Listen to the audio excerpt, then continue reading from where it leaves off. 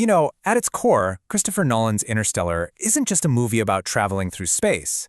It's really about a promise. A promise from a father, Cooper, to his daughter, that he will come back. All while their world, our Earth, is literally dying around them. That central conflict, humanity's desperate fight for survival versus one man's personal promise, is what kicks off one of the most scientifically ambitious journeys you'll ever see in a film. So today, we're going to dive into how that journey uses real, hard science to show us a possible future, and how it turns mind-bending physics into a deeply human story. And that's exactly what great science fiction does, right? It doesn't just try to predict what's coming, it makes you feel like you're already there, wrestling with its problems and just being amazed by its possibilities. Interstellar takes this to a whole other level, completely blurring that line between a big screen spectacle and a science lesson. All right, so here's our flight plan. First, we'll lay down the scientific ground rules of this universe. Then, we'll dig into the very real motivation for leaving Earth in the first place. We'll check out some potential new homes, figure out how to literally bend space and time to get there, and then face the ultimate cosmic mystery, a black hole. And finally, we'll wrap up by looking at what it all really means. Okay, let's get into it. To really get what this film was trying to do, you have to understand its deep commitment to real science. See, the filmmakers didn't just pull this stuff out of thin air. No, they brought in the big guns, Nobel Prize-winning physicist Kip Thorne, to help build a world that was actually grounded in reality. And Thorne himself gave us a great way to sort the science fact from the science fiction. So Thorne broke it all down for them into three simple categories. First up, you have proven facts. These are the non-negotiables, the absolute laws of the universe, like Einstein's theory of relativity. Then you've got educated guesses. These are concepts like wormholes, which have a strong basis in theory, but we haven't actually seen one yet. And finally, you get the speculative theories. This is where the imagination really takes off, with ideas that don't break any known rules of physics, but are way out there on the edge of our understanding. We're going to use this framework as our map. So, let's get right to the heart of it.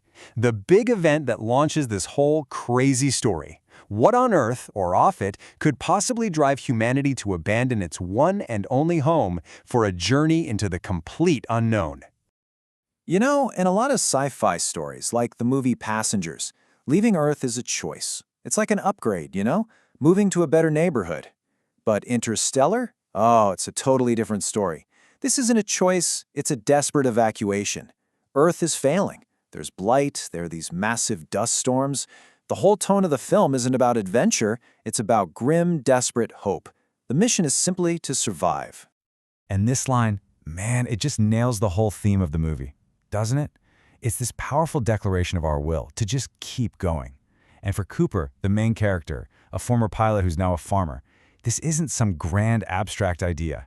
It is the very reason he goes on this mission, to find a new home, not just for all of us, but for his own kids. That gives this epic, cosmic journey a really deep personal stake. Okay, so the mission is set. Find a new home. Easy, right? Well, not so much. In the infinite blackness of space, where do you even begin to look? This is the next stage of the plot, sending our characters hurtling into the great unknown, just hoping to find one habitable rock. And this is where things get really cool. The alien worlds in the movie are actually based on real scientific possibilities. We see this planet with tidal waves the size of mountains, and another one that's totally frozen over with clouds made of ice. These aren't just some made-up fantasy backdrops. No, they're like extreme but totally plausible versions of exoplanets that scientists think are out there, like so-called water worlds or ice giants. The movie takes scientific theory and turns it into a real, terrifying place you could actually visit. All right, now we come to the biggest, and I mean biggest problem in the whole story: distance. The nearest potentially habitable planet is light years away. Getting there with our current tech is just impossible. So to save humanity, the crew needs a cheat code for the universe. They need a shortcut. And that brings us to the wormhole. This is one of those classic sci-fi ideas, but it falls right into Kip Thorne's educated guess category. It's basically a theoretical tunnel through the fabric of space-time itself. And while we've never actually seen one, the idea totally works with Einstein's equations, which makes it the perfect science-based solution to make an interstellar story, work. And here's the classic, super simple way to think about it. Imagine the universe is a giant sheet of paper. To get from point A on one side to point B on the other, you'd have to travel all the way across. But what if you could just fold that paper in half and poke a pencil straight through? Boom, you've connected those 2 points almost instantly. That's a wormhole. It's a bridge through another dimension. So they made it through the wormhole, but they've arrived in the backyard of the most powerful, most destructive, and most mysterious object in the entire universe. This is the story's big climax, both for the science and for the characters, their encounter with the monster black hole, Gargantua. And before they even get close, they have to deal with something that is 100% real, a proven law of physics, time dilation. See, Einstein figured out that really massive objects actually warp space and time, and the stronger the gravity, the slower time moves. This isn't science fiction, folks. It's so real that our own GPS satellites have to constantly adjust for it just to work properly. And this is where the movie just rips your heart out with physics. On that water planet orbiting Gargantua, for every single hour the crew spends down there, 7 years pass back on Earth. 7 years! Every minute they spend looking for a new home costs them a huge chunk of their lives with the people they love. Cooper's race against time isn't just a plot device, it's a literal, heartbreaking consequence of general relativity. This is why Interstellar is just on another level.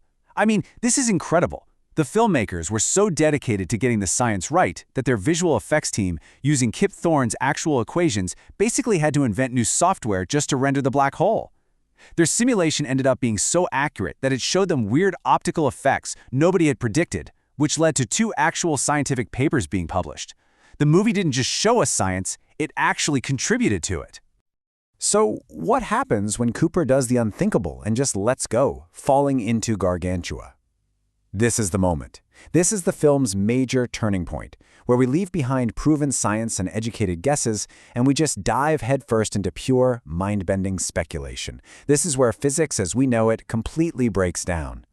Well, according to everything we think we know, at the heart of every black hole is a singularity. It's a point so unbelievably dense that space and time become infinitely curved, and all of our laws of physics just stop working. It's supposed to be the ultimate dead end, a place where nothing, not even information, can ever get out. But what if that's not the whole story? What if our understanding is incomplete? This is where the film makes its biggest and most creative leap. See, there are some speculative theories out there that suggest there might be different kinds of singularities. The classic one would violently rip you apart. But another theoretical type, a so-called gentle singularity, just might, be survivable. And it's that tiny speculative possibility that allows for the film's incredible, hopeful climax, where something other than just total destruction can happen inside a black hole. So you see the journey we've been on? From a father's promise on a dying world, to a harrowing trip through a wormhole, to a journey inside a black hole itself. Interstellar uses its plot, its characters, and its whole emotional core to let us explore the absolute limits of what we know about the universe. And that right there is the incredible power of science fiction when it's done right. It works like this giant thought experiment. It takes real science as its starting point, builds a powerful human story on top of that, and then projects it into the future, asking that amazing question, what if? It pushes us to think about the biggest questions out there, and sometimes it can even inspire real scientists to go out and turn that fiction into a reality. In the end, what Interstellar really does is show us that the line between what's fiction today and what's a discovery tomorrow is always moving. It's a story about how a dying Earth forces humanity to use wormholes and black holes to find a new home, all driven by a father's simple love for his daughter. And it really makes you wonder, doesn't it? What idea that's on the wild fringes of our imagination today will become the world-saving central truth of tomorrow?